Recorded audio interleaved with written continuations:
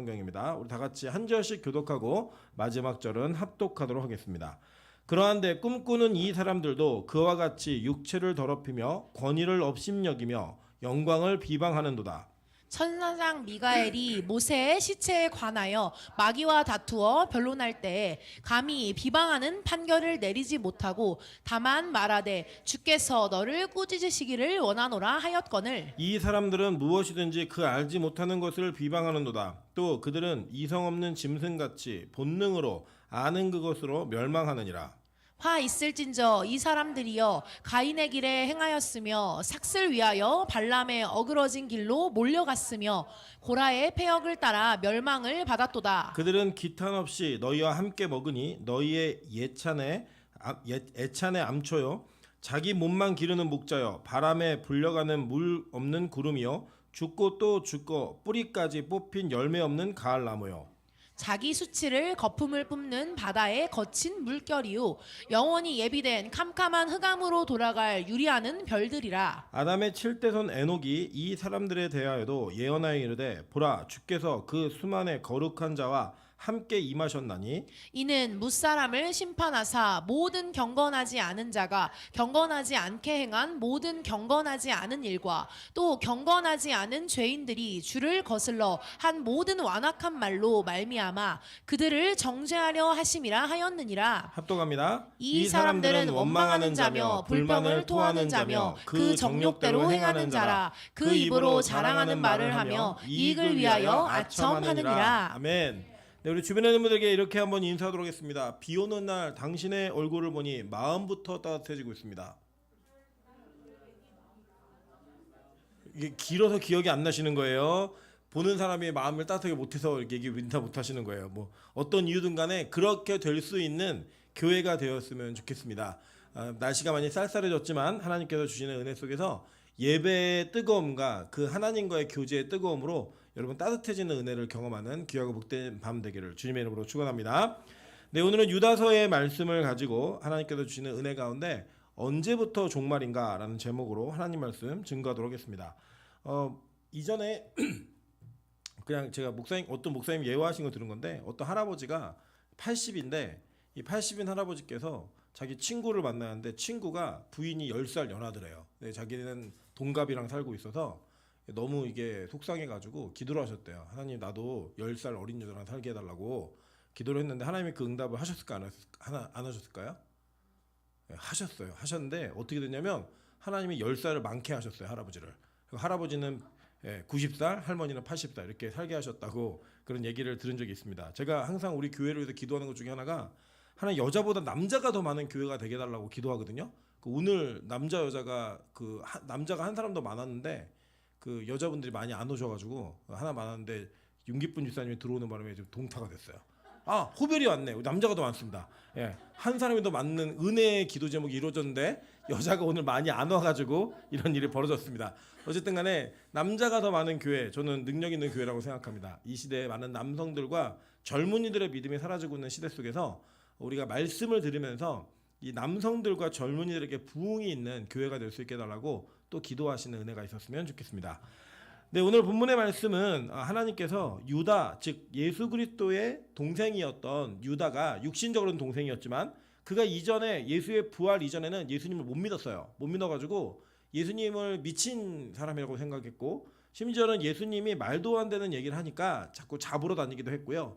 심지어는 예수님께서 기적을 행하시고 훌륭한 가르치심을 하실 때에도 왜 도대체 이 나사렛이라는 총구석에 숨어있냐, 갈릴리아 말고 예루살렘으로 올라가서 좀 빛나는 사역을 해라 라고 그렇게 조롱했던 사람이 바로 유다였습니다. 그랬더니 유다가 어떻게 됐죠? 예수님의 부활을 보고 그 부활 이후에 완전하게 예수 그리스도가 하나님의 보내신 아들이고 또 자신의 하나님이라고 인정하며 자기를 소개할 때 뭐라고 소개하냐면 예수 그리스도의 노예라고 자신을 소개합니다. 그래서 예수 그리스도의 종 야고보의 형제인 유다가 이 내용들을 써내려가는데 이 써내려가는 이 성경의 목적이 무엇이었는가 3절에 분명히 얘기하고 있죠. 한번 볼게요. 사랑하는 자들아 우리가 일반으로 받은 구원에 관하여 내가 너희에게 편지하려는 생각이 간절하던 차에 성도에게 단번에 주신 믿음의 도를 위하여 힘써 싸우라는 편지로 너희를 권하여야 할 필요를 느꼈노니 라고 얘기해요. 그죠? 그러니까 이 유다서의 목적이 뭐냐면 이 편지를 읽고 나면 어떤 마음이 들어야 돼요? 이 세상과 싸우려는 마음이 들어야 된다는 거예요. 그러면 도대체 무엇 때문에 싸우는 것인가? 이것을 성경은 우리에게 어떻게 설명하냐면 믿음 때문에 싸운다고 이야기하고 있고, 그 싸움의 대상이 누구인가라고 얘기 들어보니까 거짓 선지자들에 대한 이 경고의 메시지와 그들을 얼마나 우리가 경계하는 눈으로 바라봐야 되는지를 성경은 우리에게 설명하고 있다라고 하는 것입니다. 네, 한번 볼게요. 4절 보니까 이는 가만히 들어온 사람 몇이 있음이라. 그들이 옛적부터 이 판결을 받기로 미리 기록된 자니 경건하지 아니하여 우리 하나님의 은혜를 도리어 방탕한 것으로 바꾸고 홀로 하나이신 주제 곧 우리 주 예수 그리스도를 부인하는 자니라 라고 얘기를 합니다. 그러니까 예수를 부인하는 자들이 교회 안으로 들어온다는 거예요. 여러분 굉장히 무섭지 않습니까? 이게 사실은 기독교, 그러니까 제가 보면은 불교 이단은 별로 없어요. 그러니까 불교는 이단이라고 부르지 않고 다른 종파라고 부릅니다. 그냥. 그래서 예를 들면 불교 안에도 결혼할 수 있는 승려들이 계세요. 그러니까 불교는 여러 종파들이 있는 거죠. 그냥. 그래서 독립된 종파들로서 서로를 인정하는데 유독 사회 속에 무리를 일으키고 어떠한 그 이슈가 되어지는 종교로부터 파생되어지는 이단들이 다 기독교를 표방합니다. 그래서 이게 이단 스님은 안 계세요. 근데 이단 목사는 있어요. 그죠? 예, 이걸 잘 보시면 왜 그런가? 뭐 우리가 뭐 어느 종교보다 뛰어나 이런 얘기를 하자는 게 아니고요. 이 이단이라고 하는 습성, 그러니까 즉 마귀의 습성이 뭐냐면 원래 진리 속에 있는 자들을 끌어내어서 악으로 이끄는 일을 하기 위한 목적이 있어요. 그래서 그들의 목적은 뭐냐면 진리를 자꾸 희석시키고 진리 안에 있는 자들이 비진리로 옮겨갈 수 있도록 그들에게 기회를 제공하는 일들을 한다는 겁니다. 그래서 여러분 요새는 좀 덜하지만 신천지가 또다시 그 기승을 부리고 있죠. 신천지가 아주 드라마틱한 역전을 했습니다. 어떤 역전을 했냐면 신천지가 이 코로나 때문에 엄청 궁지에 몰리기도 했고 여러 가지 어려운 일이 있었잖아요. 근데 이 신천지가 정당 하나를 찍어가지고 밀어줬어요. 예, 밀어줘갖고 진짜 어떤 일이 벌어졌냐면 투표를 했는데 우리나라 대통령 선거를 했는데 대통령 선거가 역대급으로 표차가 조금 나가지고 결판이 났잖아요. 이게 그 인원이 약 20만 정도입니다. 그때 당시 신천지의 교세가 24만 정도였어요. 근데 신천지는 교회는 이게 저는 그런 일 없겠지만 목사가 뭐 3번을 찍으세요, 6번을 찍으세요 얘기한다고 찍지 않아요. 오히려 그걸 문제 삼지. 근데 신천지는 이만희가 몇 번 찍으라 그러면 찍어요, 진짜. 예. 그럼 이만희가 이 선거에 공로를 가져간 거예요. 보드 캐스팅을 가져간 거예요. 완전히 그냥 20만이라는 득표 차이로 승리한 그것이 엄청난 그 힘이 되었죠. 그래서 지금 대구를 기반으로 어마어마한 교세를 자랑하고 있고 그 확장세를 계속 얘기하고 있는 내용들을 봅니다. 근데 여러분 그래서 지지난주에 그러니까 이번 주 말고 그 전주에 그 교회 안 나오신 분들은 신천지 의심해 보셔야 돼요. 왜냐하면 대구에서 대대적인 그 신천지 수료자들 환영회 같은 이런 페스티벌을 했습니다. 그래서 그 주간에 안 나오신 분들 다 점검하라고 교회마다 있었는데 우리 교회는 신천지가 기세를 부릴 수 있는 시간이 없어요. 낮에는 다 일하시고 밤에는 매일 모여 기도하니까 같이 성경 공부를 따로 와서 할 시간이 없어가지고 좀 아쉬움은 있어요. 우리 좀 색출해내고 이런 것도 해봐야 재밌는데 보물찾기 하듯이 우리 교회는 그런 일은 조금 자유로울 수 있지만 잘 보시면 그 신천지의 특성이 뭔지 아세요? 교회로 들어가요. 이단들의 특성은 뭐냐면 기존의 교회로 들어가서 그 교회 안에서 복음을 흩는 일에 열심을 다한다는 거예요. 여러분 잘 보세요. 차라리 자기들끼리 이단 종파 안 넣어도 되잖아요. 그런 사이비들은요 크게 어려움이 없어요. 자기들끼리 그냥 놀다가 교주 죽으면 망해요. 그런데 이런 신천지를 대표로 한 필두로 한 우리나라 교계 가운데 계속 이단들이 있어 왔잖아요. 그들이 자라는 토양이 어딘지 아세요? 다 교회예요. 교회. 교회로 들어와서 그 교회 안에서부터 사람들을 끄집어 나가는 일을 한다라는 겁니다. 그래서 여러분 이 믿음으로 싸운다라고 하는 이 개념 속에 우리가 세상하고의 충돌도 분명히 있지만 중요한 것은 뭐냐면 복음이라고 하는 진리를 가지고 싸울 수 있는 힘이 우리 안에 있어야 된다는 겁니다. 여러분 지금도 한국 교회 안에는 전 세계 속에서도 이제 그 성경을 하나님의 말씀으로 믿는 교회들이 점점 줄어들고 있습니다. 목사가 하나님의 말씀이라고 성경을 인정하지 않는 목사들이 있어요. 실제로 여러분 현실인데 예일대나 하버드는 성경이 하나님의 말씀이라고 인정을 하잖아요. 그럼 박사학위를 못 받아요. 사인하게 돼 있어요. 성경이 하나님의 말씀이 아니라는 것에 사인을 해야 돼요. 그래야지만 이 학문적 가치를 인정해주고 학자로서의 인정을 받는 그런 게 이제 보편화되는 시대가 될 겁니다. 앞으로 교회는 계속 약해질 거고 그 약해지는 교회 속에 교회가 붙들고 있는 진리를 무너뜨리기 위한 악한 마귀의 시도는 계속될 수밖에 없어요. 그래서 이 성경은 우리가 싸워야 되는 이유를 이야기하고 그동안 싸워왔던 어떤 믿음의 선배들의 모습과 싸우는 대상이 누구인가를 우리에게 설명해주고 있다라는 겁니다. 그리고 여러분 지난 시간에 배우셨죠? 제일 먼저 이 우리가 싸워야 될 믿음의 모습, 즉 우리 자신을 거울에 비춰보아라라고 하는 그 의미에서 세 가지 케이스를 소개해줬어요. 그죠? 첫째는 광야의 이스라엘 백성들, 둘째는 타락한 천사들, 셋째는 소돔과 고모라. 이 얘기를 하면서 각각의 그 타락한 자들의 모습이 너희 안에 있지 않은지 거울처럼 확인해봐라 라고 해서 지난 시간에 우리 설교 제목이 거울보기였잖아요. 그죠? 이 거울을 보면 우리 자신이 얼마나 믿음으로 무장되어 있고 이 싸움을 싸우고 있는지 이것들을 알 수 있다라는 얘기를 했습니다. 그 다음 오늘 보시는 이제 8절이에요. 자, 그러한데 꿈꾸는 이 사람들도 그와 같이 육체를 더럽히며 권위를 업신여기며 영광을 비방하는도다 라고 이야기해요. 자, 제가 이제 그 아이들이 아직 저희는 예를 들어 우리 성인들은 자다가 꿈을 꾸면 아 이게 꿈이구나 꿈속에서 알 때도 있고요. 저는 이거 여러분 한번 해보세요. 꿈에서 꿈이라는 걸 느낄 때 이거 꿈이잖아 라고 얘기하면 주변에 사람 다 쳐다봅니다. 여러분 예, 꿈이잖아 얘기하면 다 쳐다보는데 여러분 뭐가 막 꾸면서 아 이거 꿈이야 라고 느끼실 때 있죠. 그것 때문에 막 슬퍼하다가도 이거 꿈이야 라는 생각이 들면 그것 자체가 여러분의 어떤 것들을 지배하지 않아요. 근데 이 제가 아직도 기억나는 게 저희 찬우가 어렸을 적에 과자 중에 고래밥이라는 과자를 진짜 좋아했거든요. 꿈에 얘가 꿈을 꾸다가 뭐라고 잠꼬 대냐면 고래밥 그리고 막 소리 질러요. 밤에 잘 때. 그러니까 이 꿈과 현실을 구분 못하고 일어나서 고래밥 달라는 거예요. 어제도 찬이가 밤새도록 일어나서 우유를 달라고 엄마한테 가겠다고 엄마 옆에 있음에도 불구하고 이 꿈하고 이게 구분이 안 되는 거예요. 그러니까 그 아이가 현실과 꿈을 구분하지 못하니까 경계선이 없으니까 그걸 보는 사람들의 입장에서는 말도 안 되는 요구를 하는 거예요. 엄마가 옆에 있는데 엄마한테 가겠다는 거예요. 자기는 이 얘기를 하는 거. 그러니까 이게 이 유다가 볼 때는 하나님을 믿지 않는 교회를 어지럽히고 잘못된 교리를 갖고 있는 사람들은 지금 현실적이지 않은 꿈꾸는 자들과 같은 거예요. 이 사람들이. 그러니까 여러분 잘 보세요. 믿지 않는 사람들은요. 우리를 보면서 꿈꾼다고 얘기를 해요. 근데 우리가 볼 때는 믿지 않는 사람들이 사는 세상이 꿈꾸는 세상이잖아요. 그리고 여러분 이거를 표현한 게 뭐냐 매트릭스죠. 매트릭스 영화. 거기 매트릭스 보면은 그 내용이 뭐냐면 이 세상에 돌아가는 모든 게 다 가상세계라는 거예요. 근데 그 가상세계로 인식 못하는 사람은 그게 현실인 줄 알고 사는데 빨간 약 먹을래 파란 약 먹을래 그리고 그 빨간 약을 먹으면 그 가상세계로부터 탈출하는 현실 세계로 간다는 거예요. 그리고 가보면 그 현실의 세계는 어떤 세계였어요? AI 컴퓨터하고 인간하고 막 전쟁 벌이고 있는 세대잖아요. 근데 나머지는 뭐예요? 다 목에다가 뭐 꽂고 가상현실을 막 사는 거잖아요. 잘 보세요. 진짜 믿음을 가진 사람들은요. 이게 너무 고난 같고 역경 같고 말도 안 되는 짓을 하는데 이게 현실인 거예요. 현실. 반면에 이것을 인정하지 않는 자들이 볼 때는 우리가 볼 때 우리 사는 삶이 꿈처럼 사는 거예요. 꿈꾸는 것처럼. 그래서 진리를 붙들고 있잖아요. 이 진리를 붙들고 있는 사람들이 볼 때는 지금 이 현실을 최선을 다해 사는 사람들, 하나님을 인정하지 않는 사람들이 어떤 사람들이에요? 꿈꾸면서 사는 사람들이에요. 저 사람들이.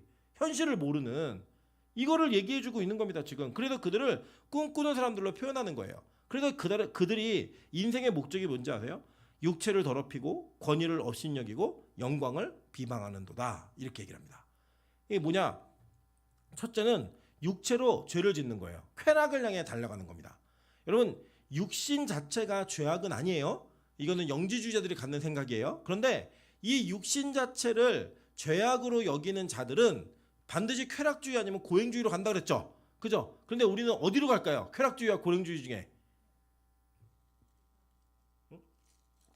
여러분이 만약에 육체가 악한 것을 인정하면 교리가 뭐냐면 영지주의자들의 교리는 이 당시에 육체는 악한 거예요. 그리고 육체는 구원 못 받아요. 이건 반드시 지옥에 가요. 없어져 버려요. 그러니까 이 육체로 죄를 짓는 것은 너무나 마땅한 거고 우리의 영혼만 구원받았으면 육체가 무슨 죄를 지어도 상관없다예요. 반면에 이 땅을 살면서 육체를 자꾸 학대하고 육체에게 고난을 주어야 영혼이 건강해질 수 있다고 믿는 거예요. 그러니까 이상하게 뿌리는 같은데 그게 꽃피는 줄기와 열매는 완전 양극단이에요. 영주주의자들은. 그래서 이 영주주의자들에게는 육신의 악하다는 전제는 같은데 그 악한 육체를 대우하는 방법이 다른 거예요. 그러니까 뭐냐면 어차피 육체가 악하기 때문에 육체가 악함으로 가는 건 그냥 당연한 일이다. 그리고 우리 영혼과 그건 상관없다라고 얘기하는 부류. 이 사람들 쾌락주의자들이에요. 반면에 육체는 악하기 때문에 계속 잠도 재우지 말고 때리고 굶고 이래야지만 영성이 생긴다라고 말하는 사람들, 이 사람들이 고행주의자들이에요. 자, 여러분 만약에 여러분이 영주의자라면 어디로 가시겠어요? 그래서 쾌락주의로 가야죠. 그게 편하니까. 어쨌든 뭘 선택하든 간에 이들은 자신들이 가지고 있는 그 잘못된 진리가 그들의 인생 자체에 하나님께서 주신 이 몸이라고 하는 귀한 우리의 어떤 영역의 한 부분을 학대하든지 함부로 죄에 굴리든지 이 두 가지를 함으로써 이 육체를 더럽히는 자리로 나아간다라고 얘기하는 거예요. 이게 바로 악한 자들의 모습인 겁니다. 그래서 여러분 자꾸 이 신앙생활이 깊어지면 깊어질수록 하나님이 주신 이 육신과 우리에게 주신 욕구들을 대하는 방식이 더 성숙해져야 돼요. 믿음으로. 그게 되지 않으면요. 우리가 이 기독교 안에 있지만 잘못된 진리를 따라가는 그런 모습으로 살 수 있다라는 거예요. 여러분 그래서 실제로 제가 많이 봤는데 결혼 자체를 악으로 여겨서 결혼하지 않는 자들을 더 경건하다고 가르치는 교회가 있어요. 예, 목사님들 중에도 그래서 하지 말라고 얘기하고 안 하는 것이 더 거룩함이라고 얘기하고 있는 그런 분들이 계세요. 여러분 저는 절대 반대입니다. 제발 가세요, 제발. 예, 제발 갔으면 좋겠어요. 그러니까 하나님이 그러나 독신도 역시 주신 은사예요. 그래서 이 독신이 주신 은사가 있기 때문에 그 은사가 있음이 확인된 사람들은 혼자 살아도 괜찮아요. 그런데 그게 아닌 사람들은 경건을 위해서 이런 거 하지 마세요. 그냥 하나님이 주신 원리대로 사는 거예요. 여러분 예를 들어 밥을 먹고 싶어요. 근데 그 밥 먹는 욕구가 식욕이 막 올라오면 그게 죄예요? 꾸역꾸역 체할 때까지 먹는 건 죄예요. 예, 그런데 그 배고픔을 해결하는 그 소욕은 죄가 아니에요. 성경이 그것을 먹으라고 얘기하고 있지 먹지 말라라고 얘기하지 않는다고요. 심지어 뭘 먹고 뭘 안 먹고 이게 경건의 모습이에요? 아니에요. 성경에서 다 먹으라 그래서 다 상관없다고요. 근데 그런 것들을 잘못 이게 머릿속에 인식되고 주입이 되면 그게 진리인지 알고 믿는 거예요. 그러니까 여러분 제가 되게 불쌍한 사람들 중에 뭐냐면 전 이거는 인정할 수 있어요. 신천지에 계신 분들은 적어도 여러분보다 성경에 대한 열망과 열정이 있는 분들이었어요. 성경에 대한. 근데 문제는 뭐냐? 잘못된 진리를 받아들인 거예요. 그래서 그 방향성이 잘못되니까 잘못 가는 거죠. 성경에 대한 열망과 얼마나 성경을 배우고 싶었으면 교회 밖에서 성경 공부를 하겠다고 가갖고 그걸 해버려요. 하다가 그게 잘못됐겠어요. 교회 밖으로 가서. 여러분 우리 교회에서 성경 공부 하자고 해도 잘 안 하잖아요. 우리는. 그런데 교회 밖에서 하는 성경 공부를 한다? 그런 모습으로 가니까 너무 열정이 있으니까 그 열정이 간절함이 잘못된 진리와 접목되면 반드시 병드는 거예요. 그리고 여러분 교회 안에서 올바른 진리를 배우고 올바른 것들을 습득하시고 올바른 방향성에서 묻고 답하는 일에 익숙해지셔야 됩니다. 모르는 걸 대충 하고 넘어가시면 안 돼요. 오늘도 어떤 자매가 자기 불신자 친구들을 만나는데 걔네 막 질문하는데 답을 할 수가 없더래요. 예, 그래서 전도를 못하고 와서 너무 안타깝다는 거예요. 그럼 어떻게 해야 돼요? 지금도 밤새서 공부해야죠. 질문 갖고 어떻게 대답을 할지, 이런 질문이 왔을 때 무슨 대답을 해야 될지, 그런 거 자꾸 연습하고 진짜 진리가 무엇인지를 알고 있어야 답을 해줄 수 있다는 거예요. 두 번째, 권위를 업신여기며 라고 얘기했어요. 여러분 그 포스트 모던 시대가 가진 특성이 뭐냐면 절대성이 없어요. 절대성. 그러니까 진리를 인정하지 않는 거예요. 그러니까 목사의 의견이나 내 의견이나 같은 의견이라는 거예요. 그냥. 그리고 성경이 말하는 거나 내가 고집하는 거나 똑같다는 거예요. 그냥. 내가 이거 성경에서 내가 원하지 않으면 난 안 해도 돼 라고 말을 할 수 있는 시대가 포스트 모던 시대예요. 그리고 거기에는 상대성이 절대성이 된 그런 시대를 포스트 모던 시대라고 얘기합니다. 그게 뭐냐면 옛날에는 그랬거든요. 야 너는 틀리고 이건 맞아 라고 얘기하면 그걸 받아들였다고요. 성경이 맞고 너는 틀려, 하나님이 맞고 너는 틀려, 이거 받아들였어요. 근데 지금 그거 못 받아들여요. 어떻게 못 받아들이냐면 성경은 성경이니까 그렇게 말하는 거고 나는 지금 이 시대를 살고 있으니까 이렇게 얘기할 수 있어. 너는 너고 나는 나야. 우린 다른 거지 틀린 게 아니야. 이렇게 얘기를 해요. 여러분 잘 보세요. 그래서 나타나는 현상이 뭐냐? 권위가 업신여겨지는 일들이 벌어진다는 거예요. 우리는 애초부터 하나님의 권위에 도전했던 인간의 피를 그냥 유전적으로 타고 태어난 존재들이에요. 그래서 이 반골 기질이 우리 안에 다 있습니다. 그래서 하나님의 말씀이 우리가 원하는 육체의 방향성을 인정해주고 지지해주지 않을 때 우리가 느끼는 감정이 뭐냐? 열받음이에요. 열받아요. 내가 원하는 거, 내가 하고 싶은 거 성경이 좀 지지해줬으면 좋겠는 거예요. 근데 그게 안 되니까 느끼는 분노가 뭐냐면 나도 하나님보다 내가 더 나을 수도 있는데 이거예요. 선악과. 다른 거 아니에요. 그래서 여러분 선악과가 다른 거 아니라 그랬잖아요. 선악과는 선과 악의 기준이 누구에게 있다는 거예요? 나에게 있다는 거예요. 나에게. 그리고 내가 선하다고 얘기하면 선한 거고 내가 악하다고 얘기하면 악한 거.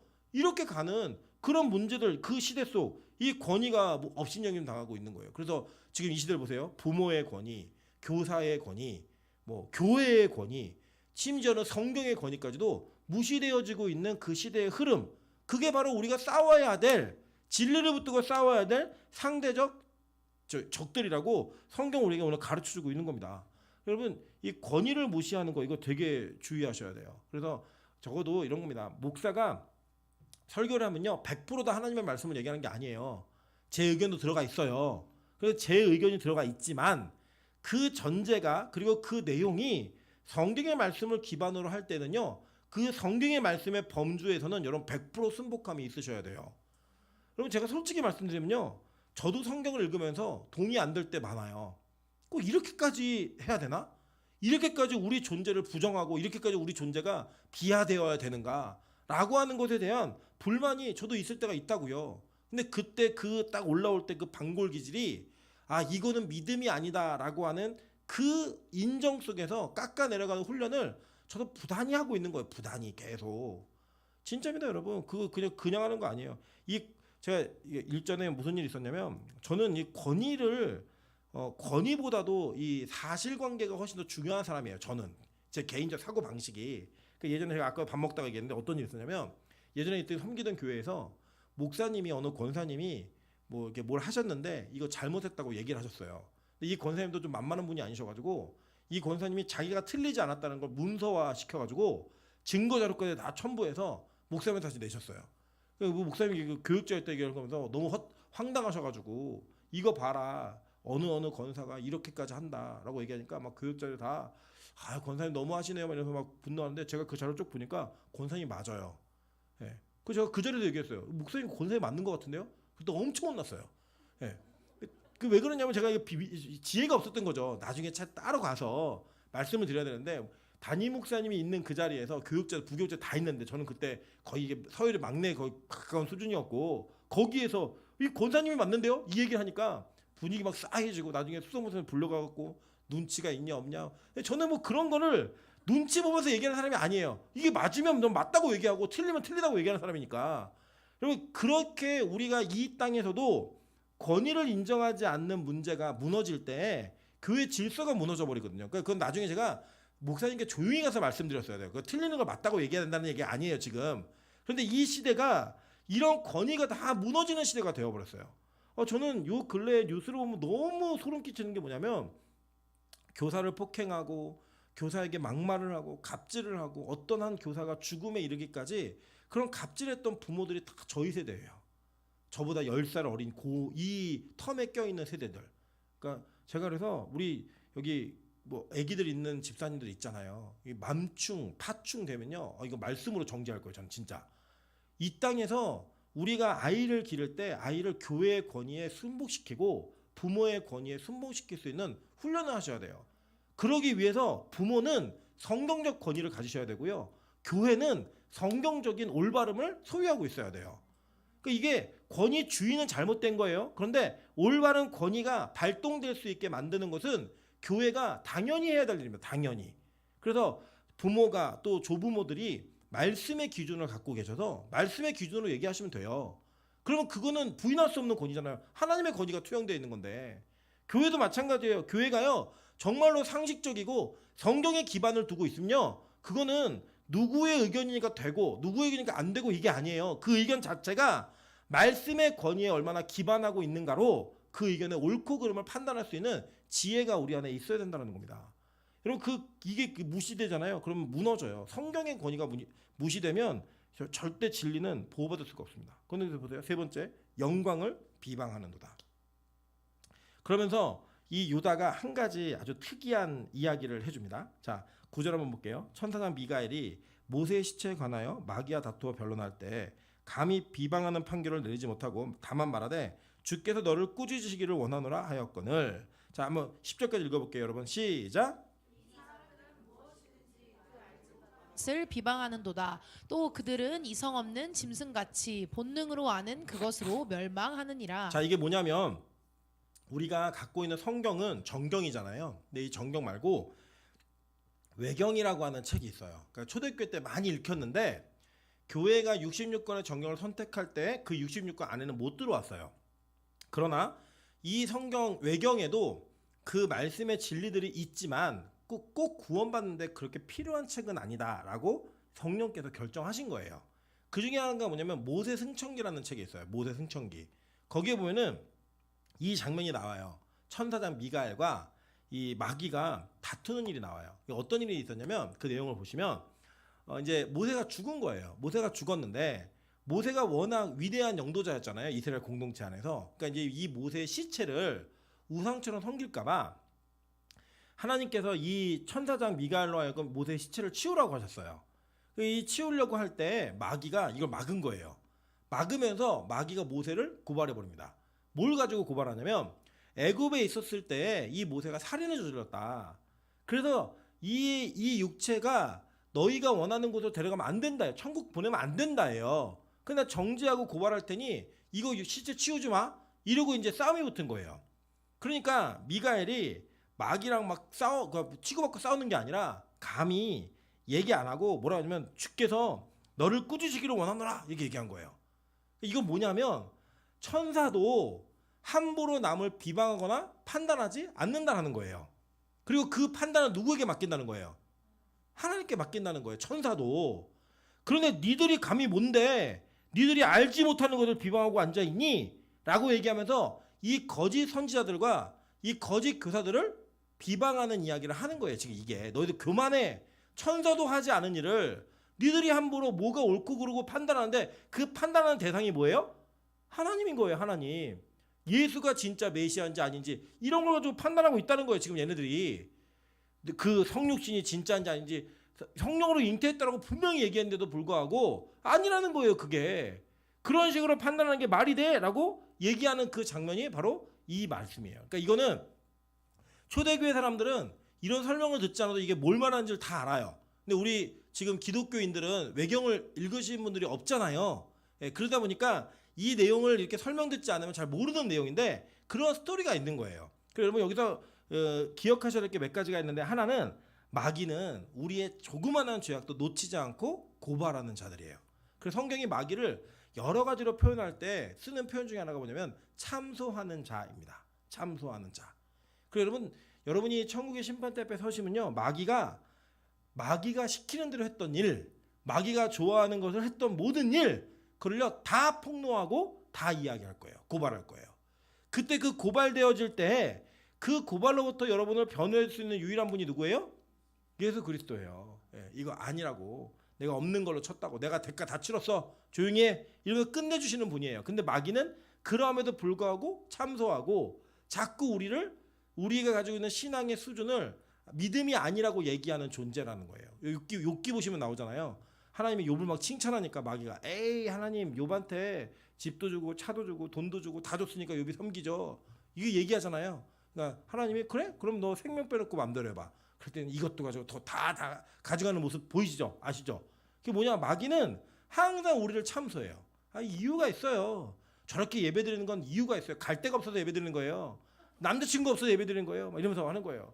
그때 그러면 이제 하나님 그런 거죠. 그럼 남자친구 줘봐. 그랬더니 딱 남자친구 줬는데 예배가 안 나와요. 거 봐요. 내 말이 맞잖아요. 마귀가 그렇게 한다는 거예요. 예.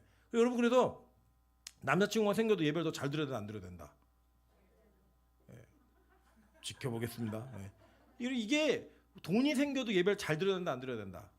잘 드려야 된다. 예. 근데 벌써 우리가 예를 들어 로또 대보세요. 교회 오시겠나? 교회 옮기죠. 헌금 내라 그럴까 봐. 우리 인생이 다 그런 거예요, 우리가. 그래서 이 마귀는 우리를 참소하는 것에 그 목적을 가지고 계속 우리를 고발합니다. 두 번째는 이 모세의 시체도 시체 가지고도 마귀가 고발하는데 하나님은 그 어떤 것도 하나님 외에 섬길 만한 대상으로 남겨놓지를 않는다라는 거예요. 여러분, 만약에 우리 교회가 뭐 어떤 원로 목사님이 이제 아주 훌륭한 인격적 목사님이잖아요. 저 원로 목사님 때 오늘 되게 섭섭했어요. 목사님이 서울에 몰래 왔다 가신 거예요. 예. 오시면 좀 말씀을 하시고 가시면 저 용돈 좀 챙겨드리고 또 설교도 한번 가지고 가면 너무 좋은데 몰래 왔다 가세요. 몰래. 그래서 제가 오늘 섭섭해서 목사님 오시면 좀 말씀을 좀 하시라고. 저한테도 섭섭한 게 있으니까 제가 한번 뒤로 알아봐야겠어요. 어쨌든 원로 목사님이 훌륭하신 분인데 원로 목사님이 돌아가시고 난 뒤에 예를 들어 우리 목사님 훌륭하신 분이니까 교회 안에 기념비를 세우자 이런 거 하지 마세요. 예. 예를 들면 저희 하늘문에 저희 어머니가 계시잖아요. 저희 어머니 돌아가시고 난 다음에 아마 이런저런 얘기 막 다 나올 거예요. 저는 아무것도 안 할 거예요. 그러니까 저희 어머니의 죽음을조차도 하나님께만 영광되는 인생을 만들 거지 사람들이 하나님 대신 대체해서 우상같이 섬길 만한 그 어떤 것도 남기지 않을 겁니다. 그리고 그 복음이에요, 복음. 여러분, 우리 인생에 우리는 하나님 외에는 그 어떤 분도 영광을 받을 만한 존재가 없고요. 우리에게 주시는 모든 영광은 다 그분께 돌려드려야만 하는 거예요. 그래서 여러분 그것을 여러분 꼭 기억하셔야 됩니다. 이 사건은 그걸 얘기해 주는 거예요. 그리고 모든 것 마지막 세 번째로는 뭘 얘기하느냐? 모든 것의 판단과 심판의 결론과 최종 권위는 누구에게만 있다예요? 하나님께만 있다예요. 예. 그래서 여러분 우리 그런 사람도 있잖아요. 아유 저 인간은 구원 못 받아. 우리 그렇게 생각할 때 있다 없다. 있잖아요. 여러분에게 피해를 끼치고 여러분에게 큰 손해를 끼치게 만들고 여러분 정말 미운 사람들 있잖아요. 그런 사람들을 바라보면서 니는 구원 못 받아. 나 저 인간 천국 가면 난 안 가. 막 이러면서 막 얘기할 때 있잖아요. 여러분 절대 그런 말 함부로 하시는 거 아니에요. 마지막 최종 판단은 누가 하신다? 하나님이 하시는 거예요. 반면에 이런 판단도 할 수 있어요. 아유 나 정도 돼야 천국 갈 수 있지. 나 정도 되면 천국 가지. 내가 천국 안 가면 누가 가게? 내가 천국 가면 못 가면 누가 가겠어? 이런 얘기 하면 돼요, 안 돼요? 이것도 역시 안 돼요. 이게 누구에게 있는 거예요? 하나님께만 있는 거예요. 그리고 우리는 모든 것들을 다 하나님께 맡겨야 되는 겁니다. 때로는 진짜 이럴 때 있어요. 성도들의 삶 가운데 또는 제 삶 가운데 막 일어나는 사건들이 해석이 안 돼요. 잘 이게 해석이 안 되고 판단이 안 내려져요. 그럴 때 그 판단을 자꾸 이 상황 속에 내가 하려고 하면 그때 당시는 멋있는 사람이 되는 것처럼 보일 수 있어요. 그런데 그 판단에 하나님에 대한 확신이 없으면 절대 하시면 안 돼요. 그냥 모르면 기도하자. 하나님 뜻을 기다려보자 라고 말하는 거예요. 저는 왜 민정이가 혜영이가 이렇게 시집을 못 가는지 전 몰라요. 해석이 안 돼요. 물론 보면 부족한 게 많죠. 그러나 그게 정말 못 가는 이유일까? 해석이 안 돼요. 그러나 하나님의 뜻은 분명히 있어요. 그걸 기다리는 거예요. 제가 뭐 우스갯소리로 좀 어떤 개인의 이야기를 했지만 우리 상황 속에 그런 일 참 많잖아요. 하나님 자꾸 왜 이렇게 가난해지죠? 자꾸 이게 병이 있죠? 왜 이게 자꾸 애가 아프죠? 왜 계속 이런 일이 벌어지죠? 뭐 이런 일들이 계속 연속될 때 해석이 안 돼요. 근데 그 판단을 누가 해야 돼요? 하나님이 하셔야 된다고요. 그러니까 예를 들어 아픈 분 보고 죄 받아서 그런다고 이런 얘기 하지 마세요. 어려운 일 당한 사람한테 너 그 벌 받아서 그런 거라고 이런 얘기도 함부로 하시는 거 아니에요. 정말로 하나님께서 원하시는 일이라면 그리고 그분의 그 분명한 응답이 있다면 말할 수 있죠. 예. 예를 들어 주일날 예배를 빠졌는데 그 일 때문에 손해가 있었어요. 그러면 우리가 말할 수 있어 없어요? 있죠. 그런데 개인의 병이나 어떤 어려운 개인적인 문제도 있잖아요. 그 뜻을 모르는 거를 함부로 그렇게 얘기하시면 안 된다고요. 성경은 그렇게 얘기하지 않았어요. 심지어는 천사들도 명백히 마귀가 잘못하고 있는 일임에도 불구하고 뭐라고 얘기해요? 너 하나님께서 판단하실 거야. 나는 참아 못하지만 이 얘기를 했다고요. 그래서 여러분 절대 여러분 스스로 선지자가 되고 여러분 스스로 하나님이 되지 마세요. 그 자리에 내려오셔야 되는 거예요. 근데 누가 그런다는 거예요? 이 거짓 선지자들은 이걸 잘한다는 거예요. 그래서 여러분 거짓 선지자들의 메시지가요 희미하지 않습니다. 되게 선명해요. 되게 선명해요. 오히려 누구의 메시지가 희미하냐면 성경을 제대로 가르치는 분들이 더 희미해요. 왜냐? 성경이 말하는 하나님은 너무 크신 분이고 우리가 다 알 수 없는 분이라니까요. 여러분 거짓말하는 라합이 그 거짓말에 믿음이라는데 그걸 어떻게 우리가 해석을 해내요? 성경이 이렇게 말하니까 그걸 믿는 거지 그냥. 그런데 하나님은 그렇게 크신 분이라고요. 우리가 알고 있는 윤리 도덕의 기준으로 절대로 판단할 수 없는 분이에요. 이성으로 판단할 수 없는 분이에요. 그걸 확실하게 할 수 있다? 이단들이 나는 짓이라고 그게. 예. 어떻게 하나님을 다 알아요 우리가? 몰라요. 여러분 저 진짜 성경 많이 읽었어요. 그리고 진짜로 성경을 가지고 목회를 하고 싶어서 이 성경에 미친 사람이지만 여전히 지금도 저는 성경을 잘 몰라요. 볼 때마다 새롭고 모르는 게 너무 많고요. 진짜로 같이 나누어야 될 문제가 태산처럼 쌓여 있는 것들이 진짜 너무나 많아요. 근데 다 안다고 얘기하시는 분들 있잖아요. 뭐래 맨날 신천지가 뭐래요? 자기들이 요한계시록의 비밀을 다 풀어냈대요. 웃기고 자빠졌네. 죄송해요. 이게 여러분께 한 게 아니에요. 걔네들한테 한 거예요. 말도 안 되는 얘기를 하고 있는 거 말도 안 되는. 얼마나 모르는 게 많은데요. 얼마나 하나님이 얼마나 크신 분인데요. 여러분 그래서 우리가 함부로 얘기할 수 없다는 거예요. 절대 여러분의 경험에 의해서 여러분이 가지고 있는 제한되어진 그 지식 속에서 판단하거나 얘기하시면 안 돼요. 제가 보니까요. 제가 언제 제일 교만했냐? 전도사 때 제일 교만했어요. 전도사 때 저만 하는 것 같았거든요. 예. 그리고 언제 교만했? 그러니까 전도사 때 언제 신대원 다닐 때 진짜 교만했어요. 그때 막 책 몇 권 읽고 모든 걸 다 아는 것 같았거든요. 근데요 제가 더 성숙해지면서 목회를 하면서 필요한 책과 성경을 계속 읽다 보니까 제가 알고 있는 건 정말로 빙산의 일각도 되지 않는 아주 작은 파편 같은 문제들이었고요. 그 하나님은 너무 커요. 예. 여러분 저는 우리 빛과 소금 교회가 이 큰 하나님을 만나면서 알아가시고 말씀을 통해 이해해 가시는 정리해 가시는 그런 은혜가 있는 교회가 되기를 소망합니다. 계속 볼게요. 그러니까 보세요. 10절에 이 사람들은 무엇인지 그 알지 못하는 것을 비방하는도다. 또 그들은 이성 없는 짐승같이 본능으로 아는 그것으로 멸망하느니라. 그러니까 본능을 따라가는 거예요. 본능을. 그러니까 여러분 잘 보세요. 본능을 따라가는 일은 명확히 얘기해 줄 수 있고요. 그 본능을 따라가는 일은 기뻐요. 신나고. 예를 들어 볼까요? 여러분. 자, 오늘 제가 주일을 얘기하는 거예요. 오늘 주일은 10분만 예배드리고 놀러 갑니다. 그럼 좋으실까요? 안 좋으실까요? 너무 좋겠죠. 그죠? 제일 좋은 사람 좀 위에서 웃잖아요. 그죠? 10분만 예배드리고 놀러 갑니다. 그러면 좋아요. 근데 그거는 뭘 따라가는 거예요? 우리 본능을 따라가는 거예요. 예배드리고 싶지 않은 우리의 본능을 따라가는 거예요. 여러분 우리 이번에 절기금 들어온 거를 밖으로 내보내지 않고 호텔 뷔페를 가는 건데 쓰겠습니다. 그럼 기뻐요 안 기뻐요? 기쁘죠. 예. 안 기쁘세요 여러분? 신라 호텔 뷔페. 와 벌써 미영이는 벌써 얼굴에 화색이 가득하고 민정이 성령 충만해졌어요. 예. 먹는 거 좋아해서 막 성령 충만해졌어요. 기뻐요. 왜요? 우리 본성에 그대로 부합하는 거니까. 근데 우리 걸 가지고 자꾸 내보낸다. 누굴 돕는다. 싫어요 그게. 왜요? 우리가 알지 못하는 것들을 하게 만드는 그것은 우리가 원치 않는다고요. 그래 뭐예요? 본능을 따라가다가 어떻게 돼요? 멸망한대요. 근데 그게 짐승 같은 삶인 거예요. 짐승 같은 삶. 여러분 제가요 요새 어제 그런 일이 저한테 별로 없는데 그 넷플릭스에서 하는 정신병동에도 아침이 와요라는 이 드라마를 3화부터 12화까지를 그냥 한 번에 쭉 다 봤어요. 물론 1.5배속으로 쭉 봤어요. 예, 쭉 봤는데 제가 그걸 왜 보게 됐냐면 재밌다 이런 느낌이 아니었어요. 제가 그걸 보면서 정말 많이 울었어요. 그걸 보면서. 왜 울었냐면 이 드라마 안에 지금 우리가 살고 있는 이 땅의 현실을 그대로 다 담아놓은 거예요. 다 담아놨는데 우리가 어떤 제 정신병원 다녀라고 얘기하면 그 사람은 이상하게 보잖아요. 우리 인식이 익숙하지 않으니까 예를 들어 나 오늘 내과 갔다 왔어 이러면 이상하게 안 봐요. 아프니? 빨리 나야지. 이 정도의 개념이에요. 정형외과 갔다 왔어? 어디 부러졌어? 이 정도의 개념인데 나 정신병원 갔다 왔어? 그럼 가까이 오고 싶지 않아요.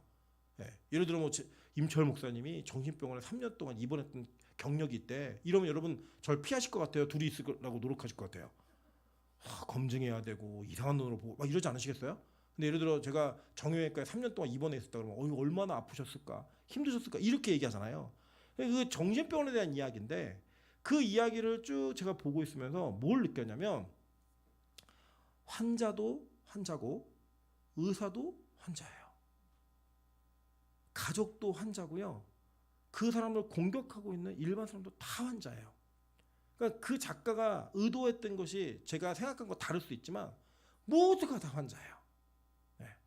그 안에서 어떤 그 정신병원 주인공 여자가 정신병동의 간호사인데 이 사람이 어떤 사건으로 인해 우울증에 걸려요. 그 우울증을 극복해 가면서 환자들을 돕는 거예요. 제가 그거 보면서 아 목회가 저거구나.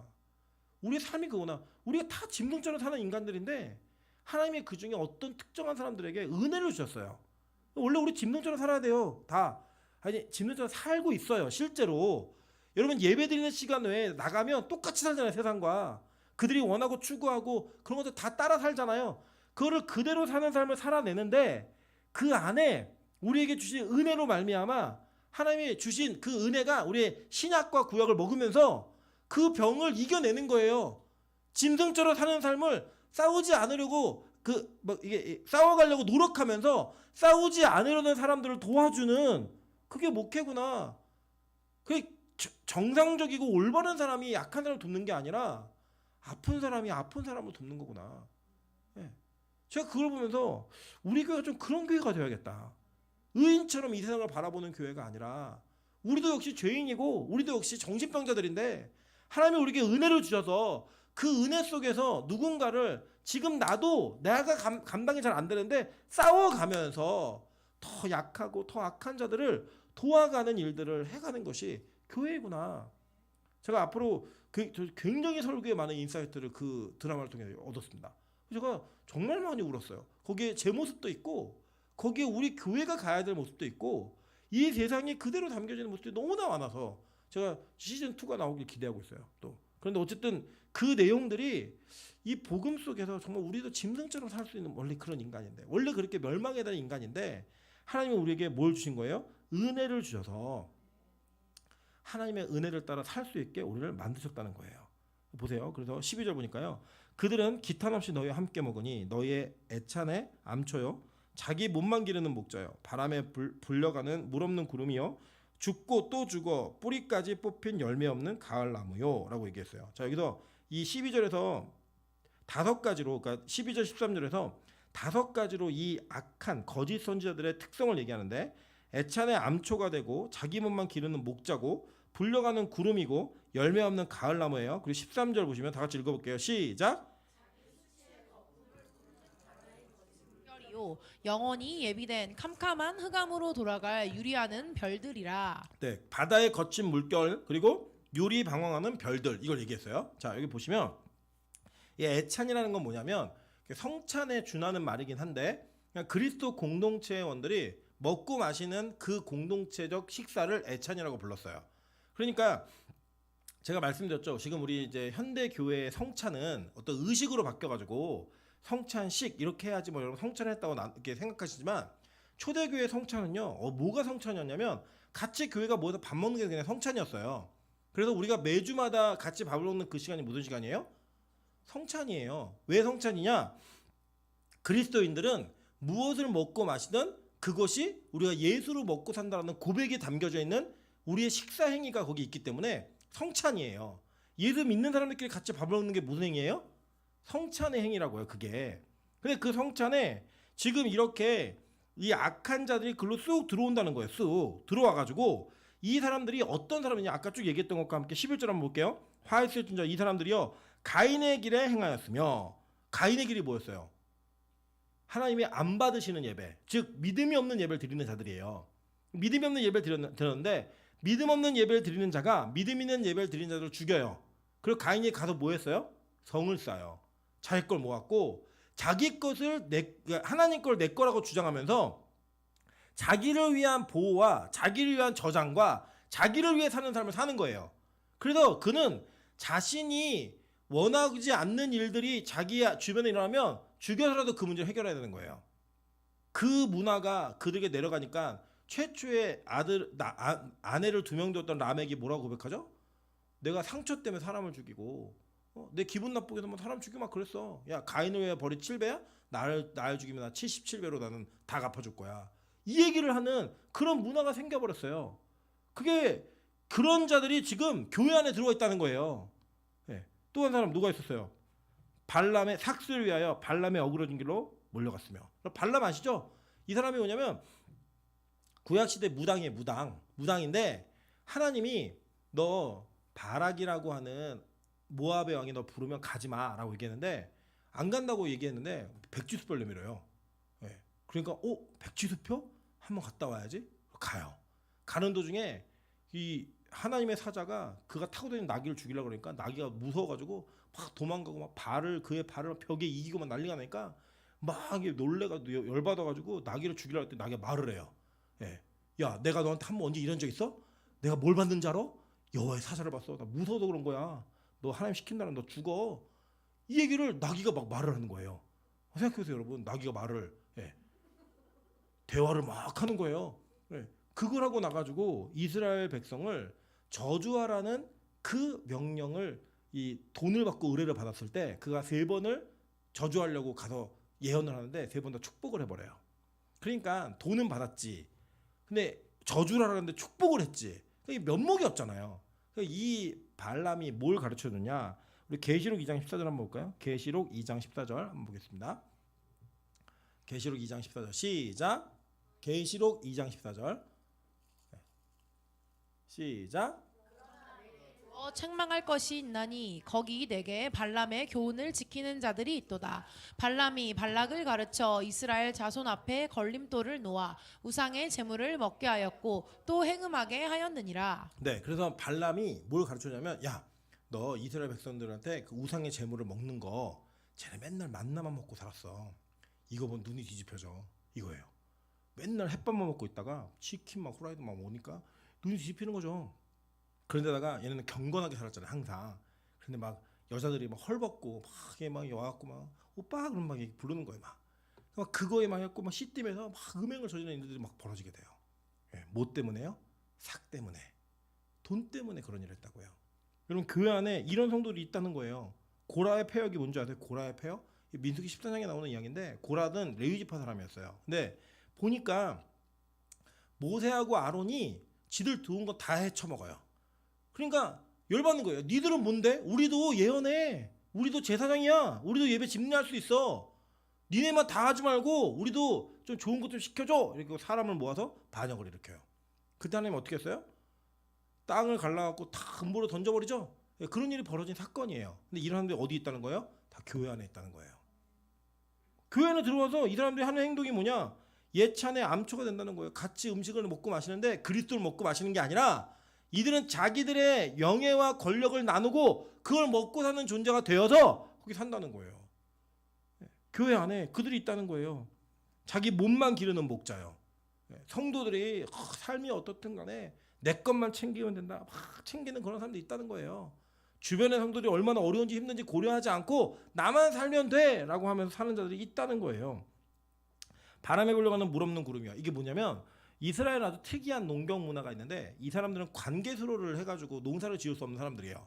하늘에서 오는 비를 가지고 먹고 사는 사람들이에요. 그러니까 이들에게는 비가 내리지 않는 구름은 이거는 우리에게 하면은 안고 없는 찐빵, 고무줄 빠진 팬티 이거예요. 별 필요 없는, 득이 되지 않는 이런 자들이에요. 그러니까 보이기에는 구름인데 비가 안 와요. 필요가 없는 거예요. 그러니까 자리만 채우고 있는 거예요. 자리만 채우고. 여러분 이 코로나 때 제가 아주 재밌는 통계를 하나 들었는데 뭘 들었냐면 코로나 시기에 성도들이 많이 줄었잖아요. 근데 예를 들어 교회의 전체 인원 중에 절반이 줄었다라고 얘기하는데 절반이 인원은 줄었는데 헌금은 3분의 1밖에 안 줄었어요. 무슨 얘기인지 아세요? 절반 중에는 헌금을 내지 않고 그냥 헌신 없이 교회를 다니는 사람도 있었다는 거예요. 그냥 그 없는데 교회에는 재정에는 타격이 크지 않은 거예요. 이게 뭐냐? 실제로는 우리가 봉사 헌신도 없이 대형교회 구름대처럼 몰려있는 사람도 있잖아요. 그거 좋아해요, 여러분. 오죽하면 코끼리한테도 개척교회 갈래? 그때 막 안 간다고 막 얘기하잖아요.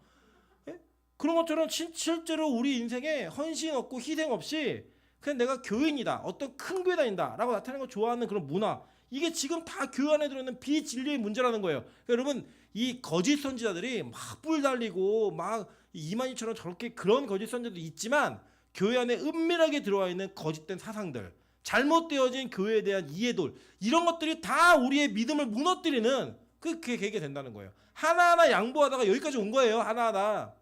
고3 때 워낙 입시가 중요한 나라니까 고3 때는 교회 안 나오는 게 불문율처럼 모든 교회에게 인정이 되었어요. 어떤 일이 벌어졌는지 아세요? 고등부를 정착하고 대학부 때 교회 정착하는 비율이 10%밖에 되지 않아요. 지금 한국 교회가. 고등부 때 100명이 있었으면 그 청년부는 졸업해서 1학년 입학할 때 10명 남는다고 10명. 왜요? 장로 아들도 목사 아들도 권사 자녀들도 다 고3 되면 교회 안 보냈거든요. 학원 보내고. 그 양반계 여지고 온 거잖아요. 이런 사상들이 다 와서 단번에 주신 믿음의 도를 위해 싸우는 자들의 그 싸움을 무너뜨리고 양보하게 만든다는 거예요. 주일날 주일 성수 안 해도 그냥 괜찮다고 얘기해주고, 그런 얘기들이 우리 안에 막 오고 갈 때 교회가 약해지고 무너지는 것들은 너무 지금 당연한 일들이 되는 거예요. 여러분, 그래도 옛날에는 우리 그랬잖아요. 믿음의 선배들이 한번 기도하자, 뭐 교회에 헌금하자, 헌신하자, 그러면 다 모여가지고 애기 들쳐갖고 와서 기도하면서 김장도 하고 뭐 교회 청소도 하고 봉사활동보다 다 하면서도요 신앙생활 진짜 열심히 하셨어요. 근데 지금은요, 교회가 그런 걸 요구하면 뭐 착취한다, 뭐 교회가 말도 안 되는 요구를 한다, 이런 비상식적이다, 이런 것들이 막 나오면서 기도의 자리도 줄어들고 예배의 자리도 줄어들고 헌신과 희생의 자리도 줄어들고 헌금 설교하면은 교회가 뭐 돈 털려고 한다. 여러분, 그런 이야기들이 비일비재하게 들어오면서 교회가 믿음이라고 하는 그 기준에 있어서 얼마나 많이 퇴색되고 약해졌는지 우리는 조금 진지하게 이 문제를 바라봐야 될 필요가 있습니다. 저는 빛과 소금 교회 주일학교에 대한 꿈이 참 많아요. 근데 어떤 꿈이냐면 주일날 아이들이 하루 종일 있는 교회를 만들고 싶어요. 하루 종일 있는 교회. 엄마들이 주일날 이렇게, 그러니까 지금 애들만 얘기하는 게 아니고요, 중등부, 고등부가 되어서도 하루 종일 교회에서 할 게 있는 교회가 있었으면 좋겠어요. 됐으면 좋겠어요. 성경 공부도 있고 놀기도 하고 교제도 나누고 기도도 하고 예배도 또 드리고, 이런 일들이 교회 안에 풀타임으로 아이들에게 제공되어지는 주일이 있는 교회, 그런 교회가 제 꿈이에요.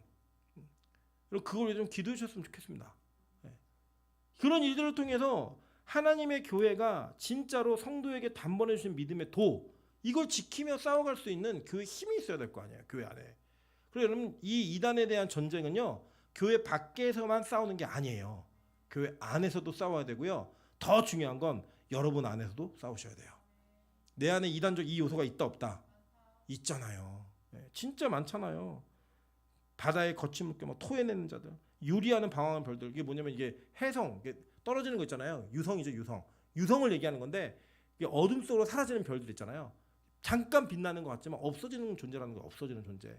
그런 존재들만 계속 있어가지고 교회 안을 어지럽히고 교회에 있는 믿음의 기준과 도를 자꾸 무너뜨리는 이런 일들이 계속 벌어진다는 거예요. 계속. 그리고 이거 뭐예요? 싸워라, 이거예요. 싸워라. 저는 우리 빛과 소금 교회가 대한민국에서 마지막까지 진짜 복음을 선포할 수 있는 교회가 되기를 소망합니다. 주님 오시는 그날까지 이 복음의 믿음의 문화를 지켜갈 수 있는 교회가 되기를 소망합니다.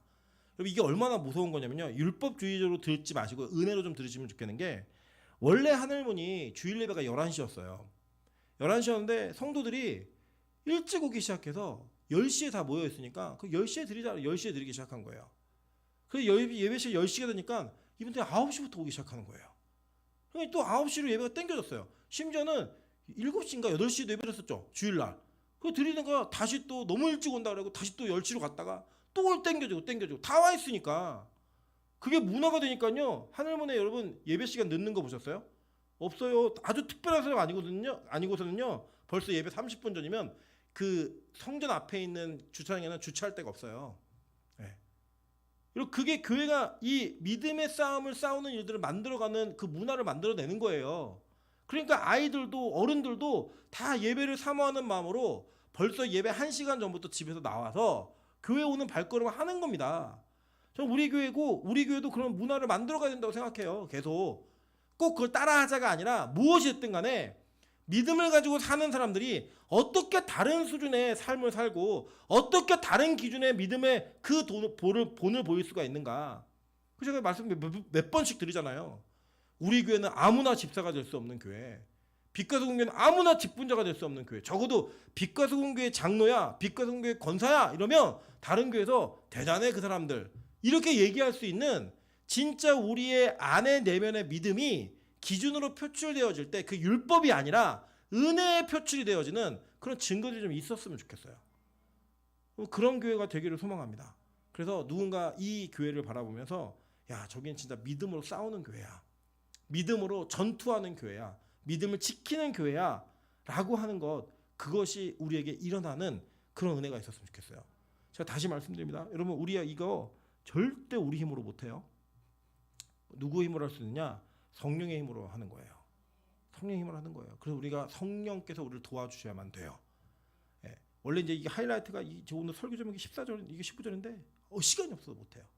설교 제목과는 오늘 맞지 않지만 이게 뭐냐? 우리가 종말, 그러면 신학적으로는 예수님의 초림부터 다시 오시는 재림의 시간까지 종말이라고 얘기해요. 근데 성경을 제대로 보시면요, 종말은 이미 아담의 7대손 에녹으로부터 선포되어졌고, 더 나아가서 창조 자체가 종말의 시작이었어요. 예. 시대는 계속 종말 향해 달려가고 있어요. 그래서 마지막 준비를 하셔야 되는 거예요. 주님이 언제 오셔도 이상하지 않아요. 구약의 성도에게도 신약의 성도에게도 이 종말은 긴박감이 있었던 하나님의 때예요. 그 때를 여러분 제대로 사셔야 됩니다. 우리가 공부를 아무리 안 하는 학생도요, 시험 전날에는요 뭔가 긴장감이 있어요. 예. 만약에 주님이 내일 오신다면, 만약에 주님이 다음 주에 오신다면, 만약에 주님이 1시간 뒤에 2시간 뒤에 오신다면 우리 지금 이렇게 신앙생활 안 할 거예요. 지금 우리 이런 태도로 예배하지 않을 거예요. 유다노는 그거 얘기하는 거예요. 에녹이 재림을 봤어. 그럼 에녹이 어떻게 살았어요? 하나님과 동행하는 삶, 하나님과 할라크하는 삶을 살았다고요. 동행하는 삶을. 그 동행하는 삶이 왜 가능하냐? 종말이 지금이라고 느끼면 그렇게 살 수 있습니다. 여러분, 그 은혜가 임하게 도와달라고 기도하는 저 여러분 되시기를 주님의 이름으로 축원합니다. 지금 같이 한번 우리 찬양으로 기도하며 나아가겠습니다. 우리 찬양 기도할 때 우리 마지막 날에 내가 나의 영으로 모든 백성에게 부어주리라. 여러분, 그게 부어져야 우리가 이렇게 싸우며 살 수 있어요. 우리 그게 부어지고 그 믿음이 우리에게 생겨야 이 땅에